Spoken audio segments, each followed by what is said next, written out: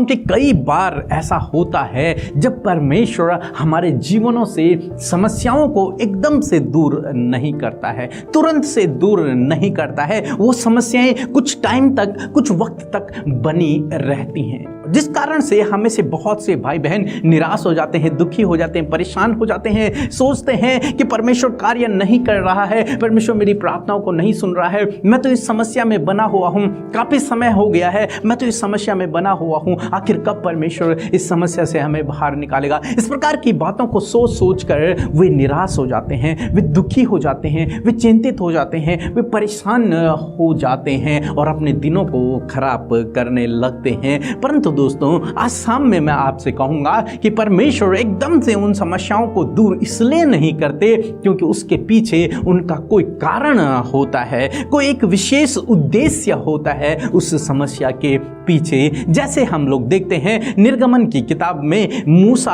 और जब फिरौन से बातचीत करने के लिए जाता है तो वो कई बार फिरौन से बातचीत करता है, परंतु फिरौन उसकी बात को नहीं मानता है, वो इजराइलियों को वहां से जाने नहीं देता है। तब मूसा परमेश्वर के पास जाता है इस बात को लेकर, तब परमेश्वर उससे कुछ इस प्रकार से कहते हैं, निर्गमन की किताब उसका 9 अध्याय और 16 पद, जहां पर कुछ इस प्रकार से लिखा है, परंतु सचमुच मैंने इस कारण तुझे बनाए रखा है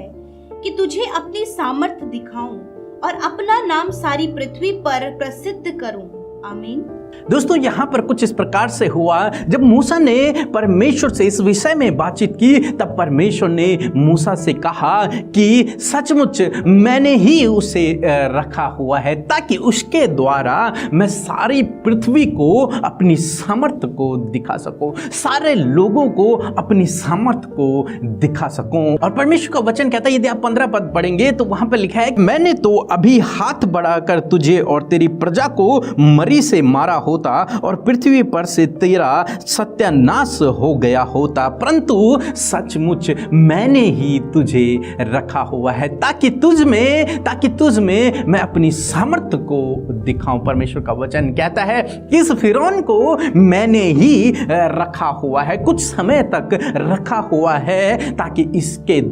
ताकि मैं इसमें अपनी सामर्थ को दिखाऊं, ताकि मैं अद्भुत आश्चर्य कर्मों को करूं, ताकि सारी दुनिया के लोग देखें कि प्रभु के समान कोई दूसरा है ही नहीं। दोस्तों, इसी प्रकार से आज शाम में मैं आपसे कहना चाहूंगा कि परमेश्वर ने आपके जीवन में जो समस्याएं हैं वो कुछ देर तक रखी हुई हैं, ताकि वो उन समस्याओं के द्वारा, ताकि वो उन बीमारियों के द्वारा, ताकि उन कठिनाइयों के द्वारा आपके जीवन में अपनी सामर्थ्य को दिखा सके और उसके द्वारा अपनी भलाई को आपके जीवन में दिखा सके। यहाँ पर इजरायली लोग भी, मूसा भी यही सोच रहा था, आखिर क्यों फिरौन हमें जाने नहीं दे रहा, आखिर क्यों, परमेश्वर ने तो वादा किया था कि ये तुम्हें जाने देगा, तो इन्हें छुड़ा करके लेके जाएगा, परंतु ये तो जाने ही नहीं दे रहा है। इजरायली लोग भी सोच रहे हैं कि मूसा तो झूठा है, इसका मतलब परमेश्वर ने इसे नहीं बोला, ये तो अपनी इच्छा से आ गया है और ये हमें मरवा देगा, या फिर फिरौन अब हमसे और कठोर दंड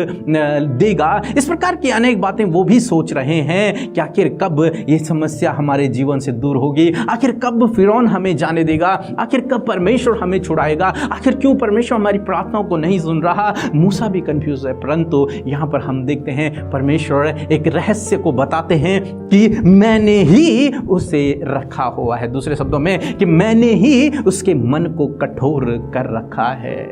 ताकि उसमें मैं अपनी सामर्थ्य को दिखाऊं, ताकि मैं अद्भुत आश्चर्य कर्मों को करूं, ताकि मैं तुम्हारे लिए भलाई को उत्पन्न कर सकूं। इसी प्रकार से दोस्तों, परमेश्वर का वचन आपके लिए भी कहता है कि वो समस्याएं, वो परेशानियां कुछ दिनों तक आपके जीवन में इसलिए हैं ताकि परमेश्वर उनके द्वारा आपके लिए भलाई को उत्पन्न कर सके, ताकि परमेश्वर उनके द्वारा आपके जीवन में अपनी सामर्थ्य को दिखा सके, अपने आश्चर्य कर्म को दिखा सकें। तो इसलिए दोस्तों, आप निराश ना होएं, आप परेशान ना होएं, आप चिंतित ना होएं कि ये समस्या कब दूर होगी, इस समस्या में घिरा हुआ हूं, कब परमेश्वर मेरी प्रार्थना को सुनेगा, आखिर कब मैं छुटकारा पाऊंगा। इन सब बातों को आप भूल जाइए और इस बात पर भरोसा रखें कि परमेश्वर मुझे अवश्य छुड़ाएगा और मेरे लिए भलाई को उत्पन्न करेगा और परमेश्वर अपनी सामर्थ्य को इसके द्वारा दिखाएगा। इस बात को याद रखें कि इस समस्या के द्वारा, इस बीमारी के द्वारा, इस परेशानी के द्वारा परमेश्वर अपनी भलाई को, अपने आश्चर्य कर्म को, अपनी सामर्थ्य को मेरे जीवन में दिखाएगा। और जब आप इस प्रकार का विश्वास रखेंगे तो प्रभु आपके जीवन में आपके विश्वास के अनुसार कार्य करेंगे। सो प्रभु आपको इस वचन के द्वारा बहुतायत से आशीष दे। आमीन।